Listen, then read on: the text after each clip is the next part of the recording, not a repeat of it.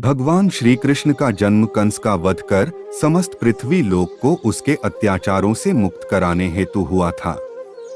किशोरावस्था में ही वह गोकुल से मथुरा आ गए तथा दुष्ट कंस का वध किया। कंस की मृत्यु से दुखी उसके श्वसुर जरासंध ने एक विशाल सेना लेकर मथुरा पर आक्रमण कर दिया। इस आक्रमण में उसके साथ शिशुपाल और काल्यवन जैसे शक्तिशाली राजा भी शामिल थे। जल्दी ही सेना मथुरा जा पहुंची और मथुरा की राजसभा में कृष्ण तथा बलराम को सेना को सौंपने का संदेश भेजा गया। इस युद्ध को टालने तथा मथुरा के निर्दोष नागरिकों को बचाने के लिए कृष्ण ने रातों रात वहां से सैकड़ों किलोमीटर दूर समुद्र में एक नई नगरी द्वारिका का निर्माण करवाया।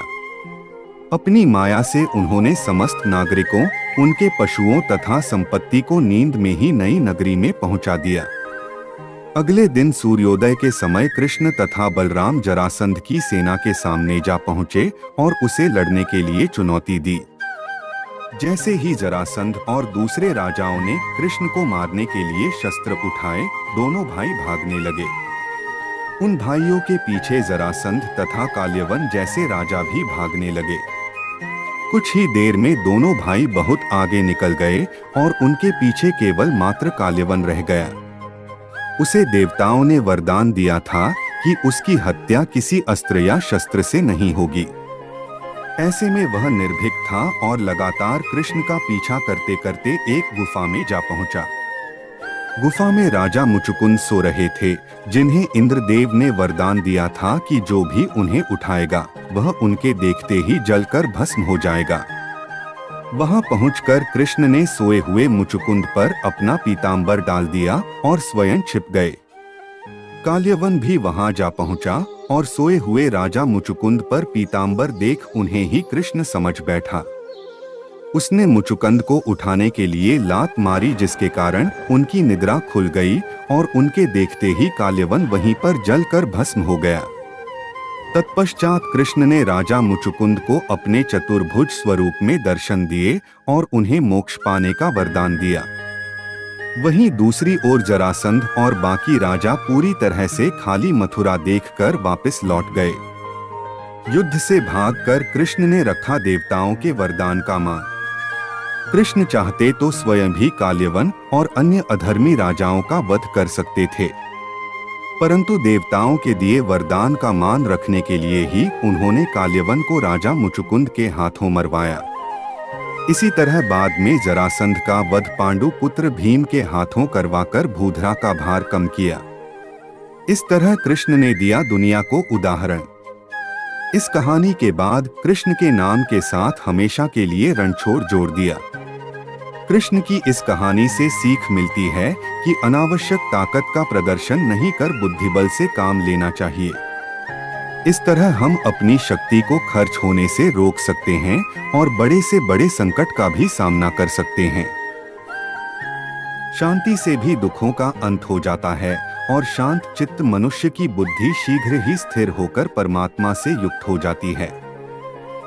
हमारी आस्था की परीक्षा तब होती है जब हम जो चाहे वो न मिले और फिर भी हमारे दिल से प्रभु के लिए शुक्रिया ही निकले। लोग अक्सर सच कहने से बचते हैं या डरते हैं, पर सत्य कभी छुप नहीं सकता और न ही कभी मिट सकता है। कितना भी छुपा ले पर सच तो उजागर हो ही जाएगा। जो बात सच पर आधारित हो उसे करने या कहने और मानने से कभी नहीं डरना चाहिए। इच्छा पूरी नहीं होती तो क्रोध बढ़ता है और इच्छा पूरी होती है तो लोभ बढ़ता है। इसलिए जीवन की हर स्थिति में धैर्य बनाए रखना। धर्म केवल रास्ता दिखाता है, लेकिन मंजिल तक तो कर्म ही पहुंचाता है। वह जो सभी इच्छाएं त्याग देता है, मैं और मेरा की लालसा तथा भावना से मुक्त हो जाता है, उसे शांति प्राप्त होती है। श्री कृष्ण ने कहा है, अगर तुम्हें किसी ने दुखी किया है तो बुरा मत मानना। लोग उसी पेड़ पर पत्थर मारते हैं जिस पेड़ पर ज्यादा मीठे फल होते हैं। स्वार्थ से रिश्ते बनाने की कितनी भी कोशिश करें वो कभी नहीं बनते हैं। और प्रेम से बने रिश्तों को कितना भी तोड़ने की कोशिश करें, वो कभी नहीं टूटते। अगर व्यक्ति शिक्षा से पहले संस्कार, व्यापार से पहले व्यवहार और भगवान से पहले माता पिता को पहचान ले तो जिंदगी में कभी कोई कठिनाई नहीं आएगी। जिस मनुष्य ने जवानी में बहुत पाप किए हैं, उसे बुढ़ापे में नींद नहीं आती।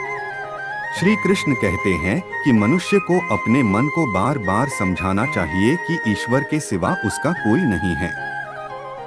परिवर्तन इस संसार का नियम है। कल जो किसी और का था, आज वो तुम्हारा है।